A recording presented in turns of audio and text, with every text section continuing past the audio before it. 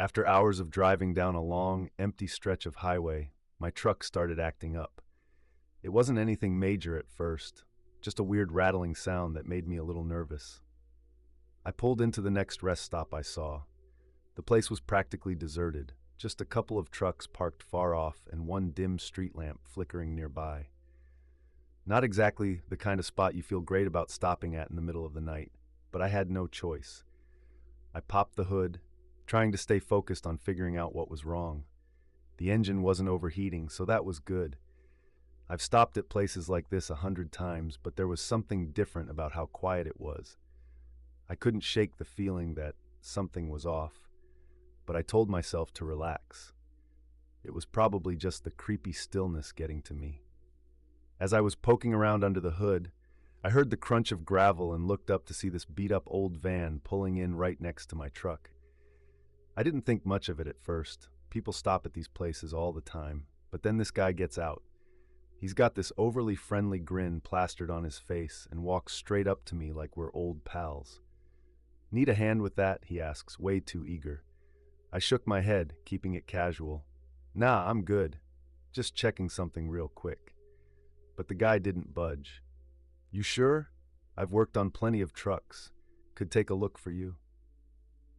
I tried to stay polite, but something about the way he kept watching me was making my skin crawl. He wasn't really paying attention to the truck at all. His eyes kept darting back to me like he was sizing me up or something. I just wanted him to go away, but he kept hanging around, way too close for comfort. I hurried up with my inspection, hoping he'd get the hint, but he just stood there, grinning like he had all the time in the world. I got back in the truck and locked the door, hoping that would be the end of it. But just as I'm about to start the engine, there's this tapping on my window.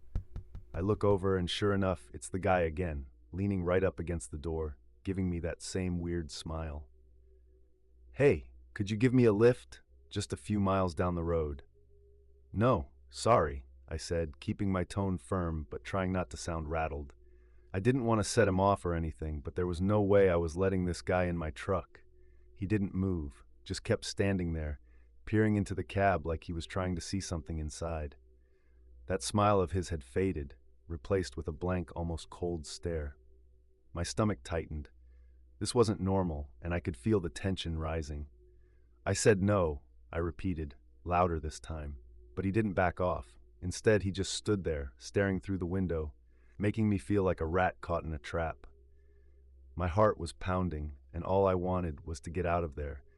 But the way he was watching me made me hesitate, like if I moved too fast, it set him off. I finally started the truck, my hands shaking as I gripped the steering wheel. I threw the gear into drive and pulled out of the rest stop, feeling a wave of relief wash over me.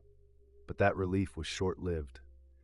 As I glanced in the rearview mirror, I saw the van right behind me, its headlights flashing aggressively. My pulse quickened. The van was tailing me, and the guy wasn't backing off. I pressed down harder on the accelerator, trying to put some distance between us. The headlights of the van seemed to close in on me, and the flashing was like a spotlight in my rearview mirror, making the whole situation feel even more menacing. The highway stretched out in front of me, desolate and unchanging. It felt like it was never going to end, and I was trapped in this high-speed chase with no place to hide. My heart was pounding in my chest, and every time I looked back, the van was right there, matching my speed. I pushed the truck to its limits, praying that I could lose him before something worse happened. After what felt like an eternity of driving at breakneck speed, with the van still glued to my tail, I finally saw something that made my heart skip a beat. The van abruptly swerved off the road and disappeared into the darkness of the night. It was like watching a nightmare dissolve into thin air. I eased up on the accelerator, my hands trembling on the wheel. The sudden silence inside the cab felt almost as overwhelming as the roar of the engine and the van's relentless pursuit. I kept glancing at the mirrors, half expecting the van to reappear, but there was nothing but empty road and the occasional flicker of my headlights. Even though the immediate danger seemed to have passed, I couldn't shake the feeling of unease. My pulse was still racing, and I was on high alert, unsure if the van would come back or if I had just narrowly escaped something much worse. The road ahead stretched on, and I couldn't help but feel like I was waiting for the other shoe to drop. When I finally reached a safer area, I turned on the radio to distract myself from the adrenaline still coursing through my veins.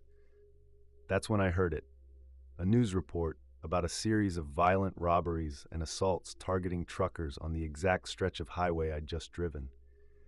The description of the attacker sent chills down my spine. It matched the man from the van perfectly. His appearance, the beat-up vehicle, and even his unsettling behavior. My heart sank as the reality set in. The man wasn't just some oddball trying to be friendly. He was a predator looking for his next victim. The relief I felt from escaping the chase was overshadowed by the realization of how close I had come to being caught up in those crimes. The fact that I had narrowly avoided becoming another statistic made me more cautious than ever. I couldn't shake the image of that van in my rearview mirror and the dread of what might have happened if I hadn't escaped. From now on, I knew I'd be much more careful about where and when I stopped on the road.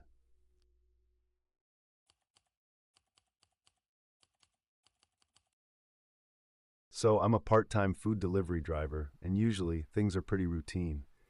But this rainy night, I get this delivery request for a huge meal with no special instructions. The address is out in the sticks, in an area I've never been before. The weather's a mess, heavy rain and fog making it tough to see. I start following the GPS, but it keeps glitching. I end up on this narrow, muddy dirt road that seems to go on forever. It's dark, and the rain's coming down hard. I'm starting to feel a bit uneasy, but I'm committed to finishing the job. I just keep telling myself it's probably just a GPS error. After what feels like forever navigating that desolate road, I finally pull up to the address. It's this old, run-down house that looks like it's been abandoned for ages. The place is surrounded by overgrown weeds, and the paint on the walls is peeling off. The whole scene is just creepy. No lights are on anywhere, and there's this heavy silence that makes the hair on the back of my neck stand up. I'm standing there in the pouring rain, and honestly, it feels like the house is just staring back at me. For a second, I think about turning around and just calling it a night. But then I remember I'm already so deep into this delivery, it would be a hassle to go back now. I take a deep breath, try to shake off the chill from the cold rain, and grab the food from the back seat. As I walk up to the front door, it creaks loudly, adding to the overall eerie vibe. The whole situation feels off, but I push through it, determined to just get this over with. I knock on the door, hoping someone will come and answer. The sound of my knuckles hitting the old wood echoes in the stillness of the night. I stand there for a few moments, listening intently, but there's no response. The house remains dark and silent, with no hint of life inside. My unease starts to creep up as the minutes drag on. Feeling increasingly uncomfortable, I decide to call the number listed for the order. After several rings, someone finally picks up. The voice on the other end is flat and emotionless, saying only, "Leave it by the door." The way they said it sent a chill down my spine. I'm still standing there, feeling a mix of confusion and dread, but I don't have much choice. I set the large meal down by the door, my hands shaking a bit from the cold and anxiety. The rain is still coming down hard, and the wind is making everything feel even more uncomfortable. I glance around nervously, feeling like I'm being watched, though there's no one in sight. I rush back to my car, my heart pounding. As I drive away, I can't shake the feeling that someone's watching me. I glance in the rearview mirror, and for a split second, I see a shadowy figure standing in the doorway of the house. The figure is barely visible, but the sight is enough to make my skin crawl. I drive faster, eager to put as much distance between myself and that eerie place as possible. My phone buzzes with a new message from the same customer, and I nearly jump out of my seat. My hands are still shaky as I pull over to check the text. It reads, "I was watching you. See you soon." The words hit me like a ton of bricks, and my heart starts racing uncontrollably. Panic grips me as I accelerate away from the house, trying to distance myself from that creepy place as fast as possible. The entire drive back is a blur of anxiety and fear. The rain and darkness only add to my growing sense of dread. I keep replaying the night's events in my head, trying to make sense of the strange interaction and the ominous message. Every little noise in the car or outside makes me jump, and I can't shake the feeling that I'm being followed or watched. The thought of what might come next, and the potential intentions of the mysterious customer, keeps me on edge long after I get home. When I finally get home, I'm still shaking from the whole experience. I try to calm myself down, convincing myself that it was just a strange delivery and that I'll be okay. But the fear won't let go. I'm jumpy and on edge, unable to fully relax even in the safety of my own home. Every delivery I make now is shadowed by the fear of encountering something similar. The whole experience has left me wary and more cautious, unsure of what to expect from the unknown.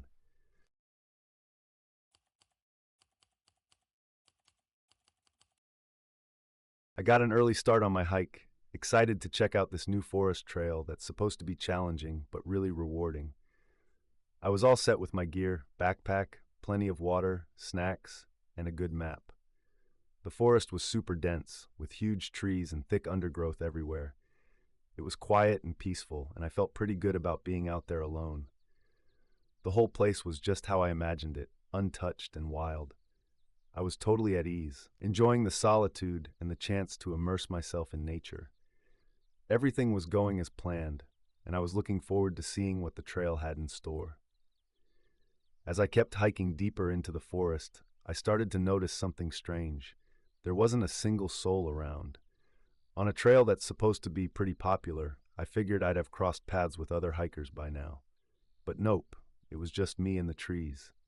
I tried to brush it off, thinking maybe it's just because the trail is so remote or people were just hiking earlier. Still, it felt off. The silence was almost too quiet, and it was starting to get a bit unnerving. I kept going, but the emptiness was starting to get under my skin.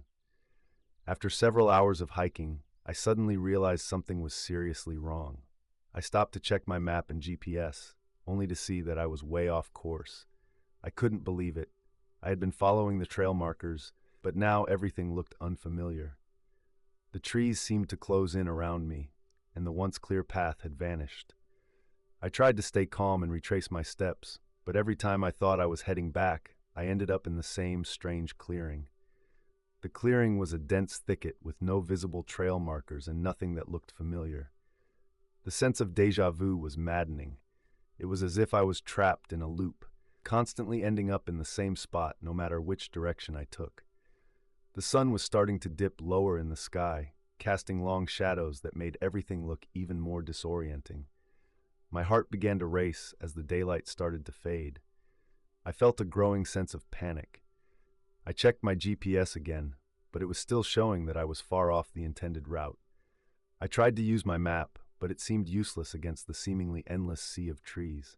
The more I tried to find my way back, the more I felt like I was being pulled further into the forest.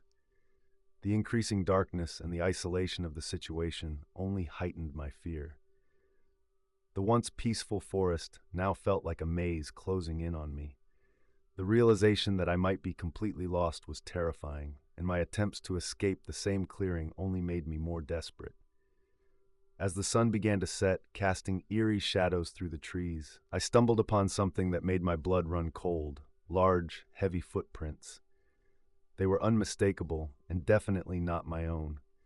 The tracks were deep and seemed to sink into the ground with each step, leading further into the woods. I felt a shiver crawl down my spine as I traced the prints with my eyes, noting their irregular size and shape. I stood there, trying to calm my racing heart, when I started hearing faint, disembodied voices in the distance. At first, I thought it might just be my imagination playing tricks on me due to my growing anxiety. But the voices persisted, and they sounded like muffled conversations or murmurs, almost as if they were coming from somewhere nearby, but just out of reach. I called out, hoping for a response or someone who could help me, but the voices didn't answer.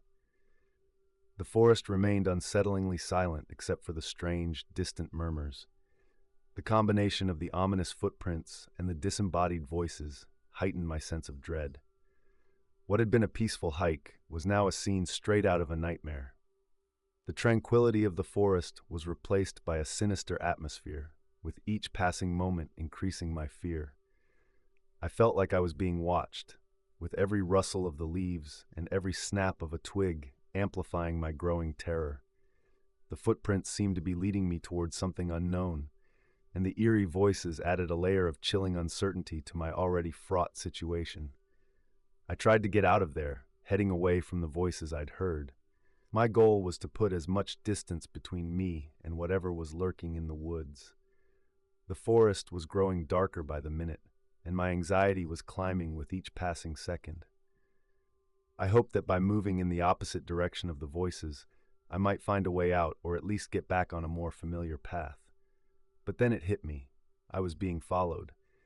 At first, I thought it was just my imagination, the forest playing tricks on me, but then I noticed something chillingly real. The footsteps behind me. They matched my own steps perfectly. Whenever I stopped, the footsteps stopped. When I started moving again, they followed in sync. It was as if someone was mimicking my every move, just out of sight. My heart raced, and a wave of panic washed over me. The forest, which had once felt so peaceful, now seemed like a maze of shadows and impending threats. The synchronized footsteps made it clear that I wasn't alone, and that realization sent me into a full-blown panic. I sprinted through the dense undergrowth, branches whipping against my face, desperately trying to escape the unseen presence that was following me so closely. The encroaching darkness only added to the sense of urgency and fear, making each step feel like it might be my last. As night fell, I stumbled upon a ranger station and pounded on the door with all my strength.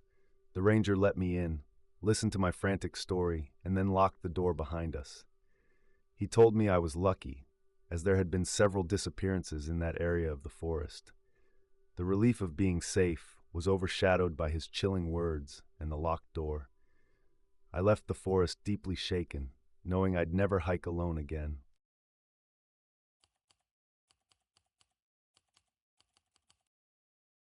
I decided to walk home from the library tonight. It was late, past 11, and waiting for the bus seemed pointless. The streets were empty, and I knew the route well. After a long evening of studying, I just wanted to get home. The library was eerily quiet as I left, and the stillness outside wasn't much different. The streetlights cast faint shadows, and most houses were dark. The air was cool, almost unnaturally still, but I liked the quiet. My footsteps echoed on the pavement, a rhythm that made me feel grounded. I turned into a neighborhood I was familiar with, but tonight something felt off. Too quiet, too still. I tried to shake it off and kept walking, but I stayed alert. As I walked down the main road, I noticed a man on the other side of the street. At first, I didn't think much of it, just someone else out late. He was dressed in dark clothes, hood up, but nothing too alarming. I shrugged it off, but something nagged at me. Why was anyone else out this late? A few blocks later, I glanced back and realized he had crossed the street and was now behind me. My heart skipped. He wasn't running, but his pace matched mine, like he was deliberately keeping distance but following me. I quickened my steps, trying not to panic, but my anxiety grew. His footsteps, though faint, seemed to close in as I walked faster. Every time I sped up, so did he, as if he didn't want to lose me. The shadows seemed to grow longer, the streetlights dimmer. My mind raced. Should I cut through a side street? But those streets were darker and narrower. I decided to stay on the main road, but my pulse quickened, the weight of his presence getting heavier. He was getting closer, and no matter what I did, I couldn't shake the feeling that something bad was about to happen. My heart was pounding as I quickened my pace, hoping to outdistance the man following me. I made several random turns down side streets and alleyways, trying to lose him in the maze of the neighborhood. Each time I dared to glance back, he was still there, maintaining that same unsettling distance. It was like he was determined to match my every move. The realization that no matter where I went, he was still behind me, made my fear escalate. I couldn't shake the feeling that he was purposely tracking me, and it was becoming harder to breathe normally. In a desperate bid to confront the situation head-on and maybe scare him off, I decided I had to face him directly.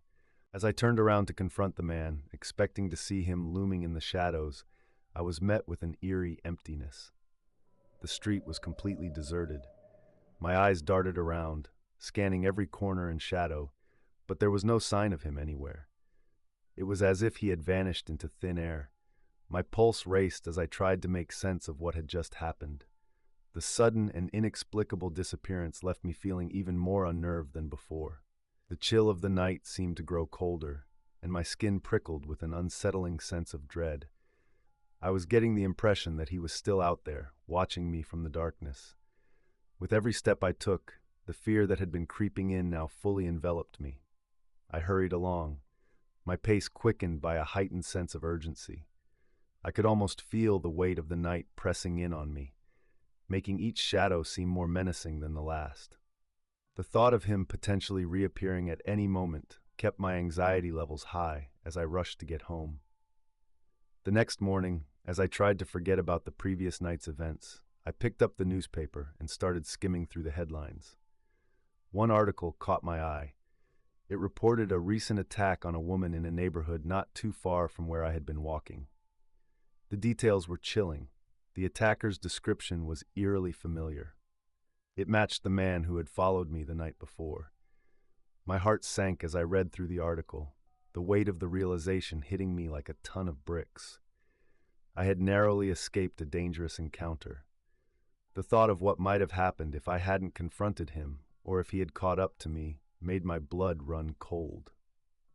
The danger I had faced was much more real than I had initially understood, and the whole experience left me deeply shaken and more cautious than ever before.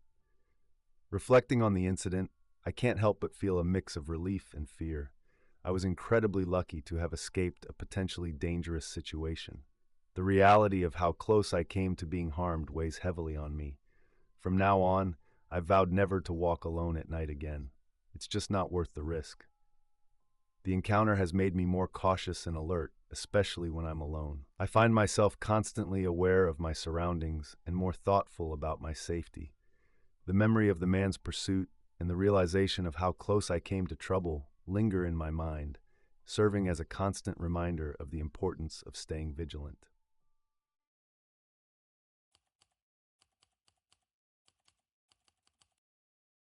I was driving through that relentless snowstorm, barely able to see anything past the windshield. It was late at night, and the snow kept falling harder and faster. The road ahead was almost invisible, and I felt like I was just guessing where to steer. I could barely make out the lane markers, and every time I thought I saw a sign, it was buried under a blanket of snow. I knew I couldn't keep this up for much longer. The storm was only getting worse, and I started to feel that creeping sense of panic. I had to get off the highway before I lost control or ended up stuck somewhere. Then, through the blizzard, I spotted a small, rundown motel with a flickering neon vacancy sign. It didn't look like much, but at that point, it was the only option. I pulled in, hoping the place had a room and that it would be safe enough to wait out the storm. When I finally pulled up to the motel, I wasn't expecting much, but this place was in pretty rough shape. The exterior was battered, with paint peeling off and a flickering light struggling to stay on. It looked like it hadn't been updated in decades. The office was dimly lit, barely visible through the storm, and the clerk behind the desk was clearly half asleep. He barely looked up as he handed me a room key and mumbled something about the room being at the end of the hall. I dragged my suitcase through the snow and made my way to the room. It was just as bad as I'd feared. The small space was old and musty, with creaky furniture that seemed like it might collapse if you sat on it.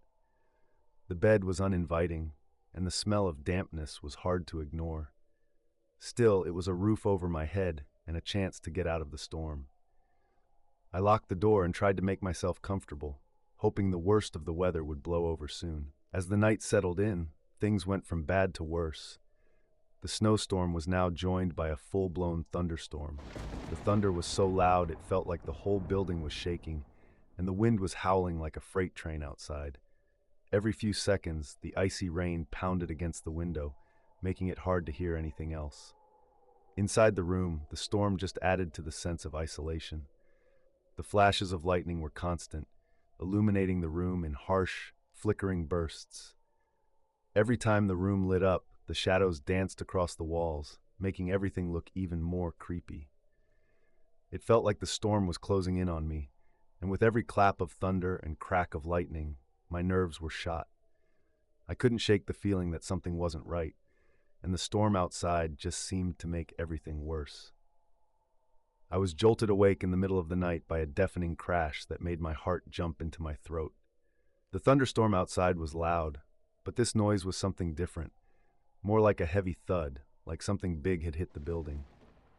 I lay in bed, listening to the storm raging outside, trying to figure out what had just happened.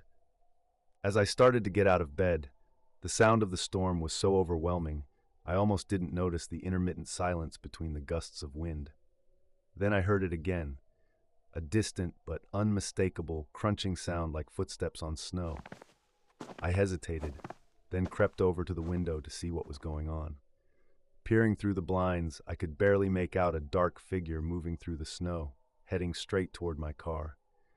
The wind and snow made it hard to see clearly, but the figure seemed to be moving deliberately, almost as if it knew exactly where it was going. My pulse quickened as I realized that someone or something was messing with my vehicle. I grabbed my keys and bolted outside, slipping on the ice as I went. The snowstorm made it nearly impossible to see more than a few feet in front of me. By the time I reached my car, the figure had disappeared. I scanned the area frantically, but there was no sign of anyone. The only thing left were deep scratches on the side of my car, as if someone had tried to claw their way inside. I felt a rush of panic and anger, but more than anything, I was confused. How had they vanished so quickly? When I finally got a good look at my car, I was horrified. The deep scratches covering the surface looked like they'd been made with something sharp and heavy. The marks were all over the doors and windows, some so deep that they almost seemed to be gouging into the metal. It was like someone or something had tried to claw its way inside. I stood there in shock, my breath visible in the freezing air, trying to make sense of what I was seeing. The storm raged around me, but all I could focus on was the damage to my car and the feeling of dread that was creeping up my spine. I took a quick glance around, but the storm made it nearly impossible to see more than a few feet ahead. I couldn't see any sign of the figure that had been there moments before. The sense of vulnerability was overwhelming, and I felt an intense urge to get back inside the safety of my room. I hurried back to the motel, my mind racing with worry and fear. The storm outside seemed to be getting even worse. When I got to my room, things seemed to have calmed down, even with the loud sound of the thunder. But I heard a slight noise at the door and went to see what it was. When I got there, the door lock was jammed. I tried, but I couldn't open it. I felt trapped and shivers ran down my spine. Despite my fear and feeling watched, exhaustion took over, and I eventually fell asleep on the uncomfortable bed. By morning, the storm had cleared, leaving a calm, snowy landscape. The mysterious figure was gone, and the door was locking properly again. I inspected my car for damage, but found nothing new. With a mix of relief and lingering unease, I packed up and continued on my way, ready to leave the night's terror behind.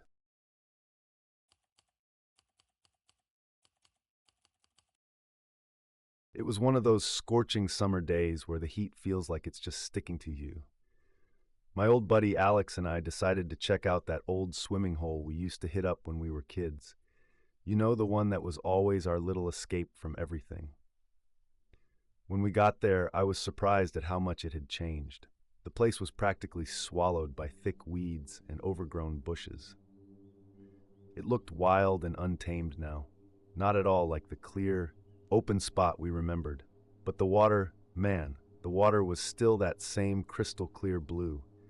It was like a beacon, inviting us back in. As we walked up to the edge, we couldn't help but laugh and reminisce about the good old days. We talked about the crazy stuff we used to do and how things were so much simpler back then. It was great to relive those memories, even if the place looked a lot different than we remembered. We wasted no time diving into the water. The coolness felt amazing against the scorching heat. We swam around, laughing and splashing each other like we were kids again.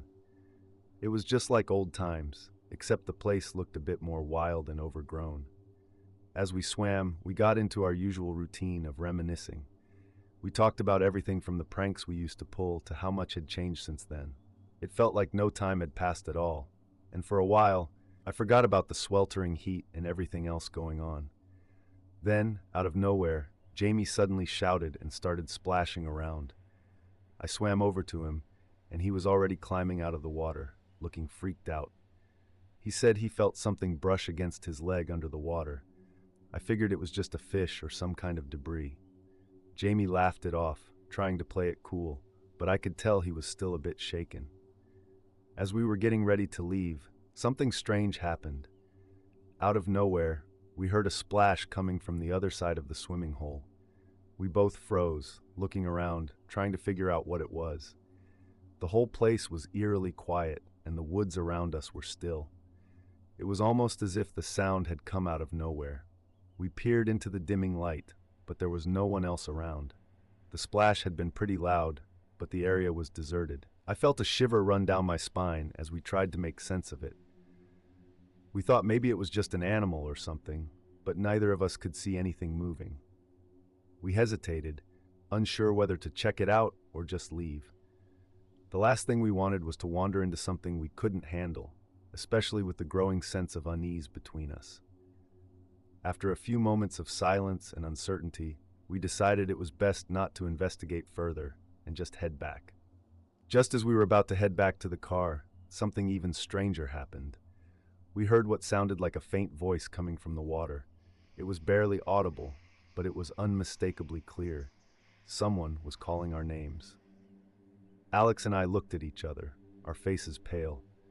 The voice was so soft and distant, but it sent a chill down both our spines. We could barely make out the words, but it was enough to make us both feel like something was seriously off.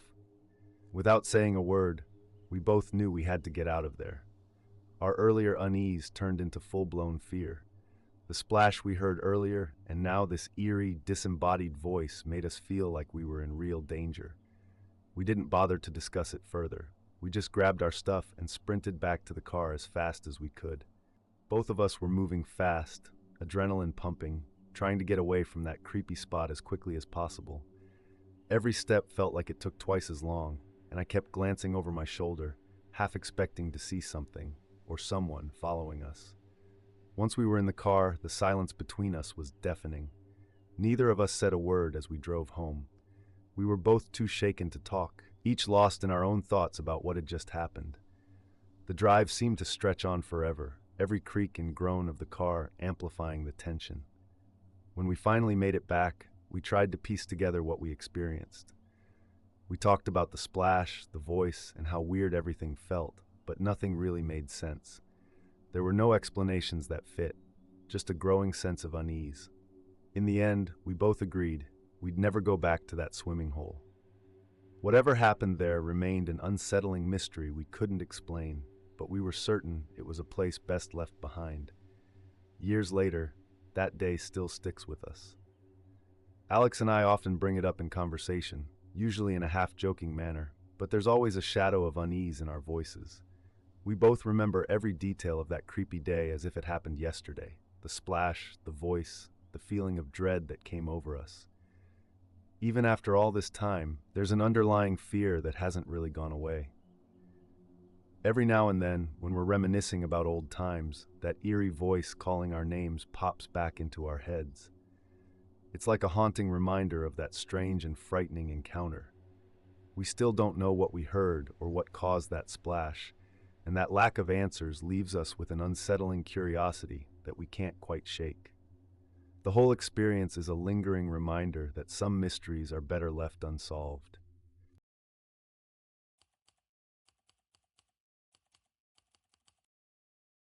Starting a new job as a night janitor for a small office building downtown was both exciting and nerve-wracking for me. My name's Emily, and this was my first shift. The office building itself was pretty quiet and deserted, with only a few employees working late into the night. The place felt huge and empty, the kind of empty that makes every sound echo more than it should. As soon as I walked in, I could tell this was going to be a different experience from anything I'd done before. The lights in the hallway flickered occasionally, and the building seemed to have a dim, eerie atmosphere. The vast spaces, combined with the soft hum of the air conditioning, made everything feel a bit off. I was hoping it was just the usual first-day jitters, but something about the place made me feel uneasy, like I was being watched. As I started my cleaning duties, I couldn't shake the feeling that something was off. The office, though mostly deserted, had a few strange occurrences that made my skin crawl. For starters, the lights flickered intermittently, casting eerie shadows on the walls. It felt like the lights were trying to go out, but just couldn't. Then there were the phones. Several times I heard one ring loudly in an otherwise silent office, only to pick it up and find no one on the other end. The empty buzzing of the line was unsettling, making me wonder if someone or something was trying to reach out. Most unsettling of all was the pervasive feeling of being watched. Every time I turned around or glanced over my shoulder, I had this nagging sense that I wasn't alone, even though the office was empty except for me. I tried to brush it off as first-day nerves. After all, it was my first night working alone in a place I wasn't familiar with. I told myself that the flickering lights and the phantom phone calls were just part of the job, and that I was probably just imagining things. Despite the uneasy feeling creeping up my spine, I pushed through and kept cleaning, determined not to let my nerves get the best of me. As the night wore on, the office grew even quieter, making the sudden sound of footsteps echoing down the hallway even more jarring. At first, it was just a faint, rhythmic thud, almost like someone was walking deliberately and slowly. The sound grew louder with each step, and I could almost feel the vibrations through the floor. My heart started racing, and I paused my cleaning, trying to figure out where the footsteps were coming from. I walked to the hallway, straining to hear over the ambient noise of the building. The footsteps seemed to be coming from farther down the corridor, so I made my way toward the sound. Each time I reached the spot where I thought the noise originated, the hallway was empty. The only thing I saw were the flickering lights and the long, dark stretches of floor that seemed to stretch on forever. The emptiness and the lingering echo of those footsteps were making me more and more uneasy. It was as if someone, or something, was deliberately trying to make me feel like I was not alone. I returned to my cleaning, my nerves on edge, constantly glancing over my shoulder and straining to hear any other sounds. The footsteps had stopped, but the sense of dread they left behind lingered in the air. As my shift started winding down, I was finishing up in one of the hallways when I saw something that made my blood run cold. In the dim light of the office, I noticed a dark figure standing in the shadows of one of the offices. It was just a silhouette, but it looked like someone was watching me from inside the room. The figure was still, almost like it was waiting for me. My heart started pounding in my chest. I tried to calm myself and figured it was one of the late workers who might have been working in the dark. I called out, "Hello? Is someone there?" But there was no response. The silence that followed was even more unnerving. I took a deep breath and moved toward the office, trying to muster up the courage to confront whoever, or whatever, was in there. With my flashlight gripped tightly in my hand, I shone it into the room, expecting to see someone. When I finally worked up the nerve to shine my flashlight into the office, my heart sank. The room was completely empty. No one was there, and there were no signs that anyone had been in there. The shadows that had seemed so ominous just moments ago were nothing more than the play of light in an otherwise vacant space. There were no papers, no personal belongings, nothing that could explain the dark figure I had thought I saw.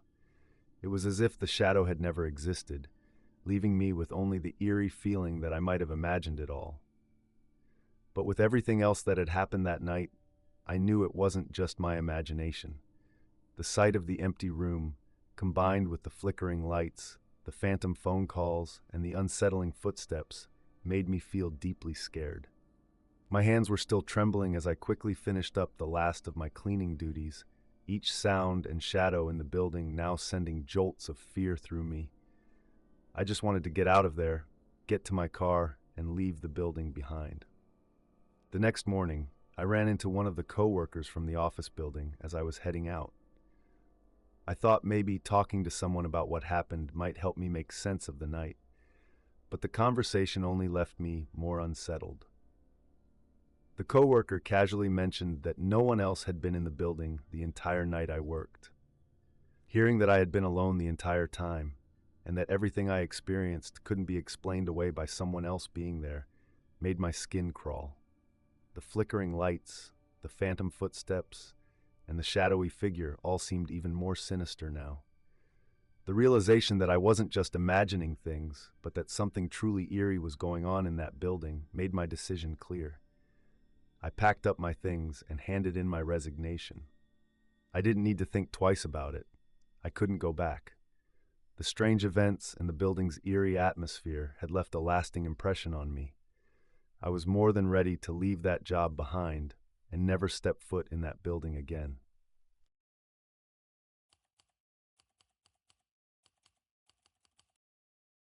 So, my friends and I rented this beach house for a summer break. It's supposed to be a nice, quiet spot to chill out and get away from the city. The place is out there by itself, with its own private beach and a killer view of the ocean. When we first arrived, the house looked just like we'd hoped. Cute, calm, and a great escape from our hectic lives. But right from the start, I couldn't shake this weird feeling. It was like the place was too quiet and the whole atmosphere was just off.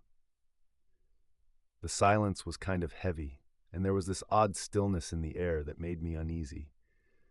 I tried to brush it off, thinking it was just me, but something didn't feel right from the get-go. So after we unpacked and started settling in, things started getting weird. On our first night, I noticed some strange stuff going on. Little things would go missing, like keys and snacks, and then reappear in odd places. Footsteps would echo through the empty hallways, even though no one was up and moving around. And the temperature in certain rooms would suddenly drop out of nowhere, making it feel like we had air conditioning blasting even though we didn't.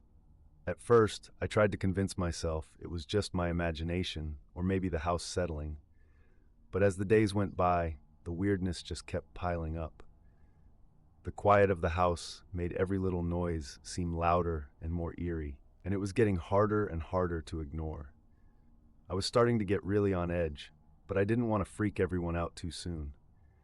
So one night, we were all hanging out around the fire pit, just enjoying the evening and the view of the ocean. I was trying to soak in the relaxation when I spotted something weird at the edge of the beach. There was this figure standing way off in the distance, barely visible in the dark.